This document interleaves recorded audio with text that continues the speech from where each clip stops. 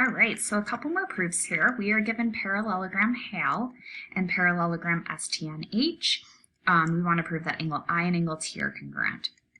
Knowing that these are parallelograms, I can say H and I are congruent because I know opposite angles are congruent in parallelograms. And then since this is a parallelogram as well, I can say that angle H and angle T are congruent as well.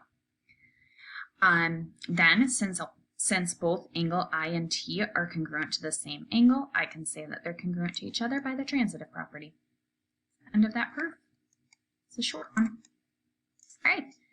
Next one, I'm given parallelogram COUY, and I am given that CL and DU are congruent. Well, knowing that this big shape is a parallelogram here, I know that opposite sides are congruent on parallelograms, so I can say CY and UO are congruent. I also know that opposite angles are congruent, so I can say angle C and angle U are congruent. I'm going to say that in two separate steps. CY is congruent to OU because opposite sides are congruent in a parallelogram, and angle C and angle U are congruent because opposite angles are congruent in a parallelogram. Thus, now we have proved exactly what we were trying to prove. Triangle CLY and triangle UDO are congruent by SAS. All right, moving on to our last proof.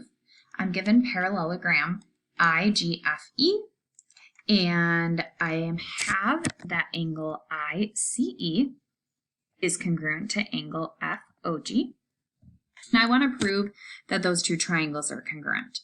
Knowing that this is a parallelogram, I can say that IE and GF are congruent right away because opposite sides of a parallelogram are congruent.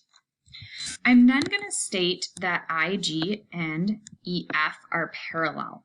Why I want to state that is because I want to use this transversal to show that this angle here is congruent to this angle. So I'm first going to state that IG and EF are congruent. Are parallel. That's the definition of a parallelogram. And so using that information, using these parallel lines cut by this transversal, I can then say angle IEC and angle FGO are congruent by the alternate interior angles theorem.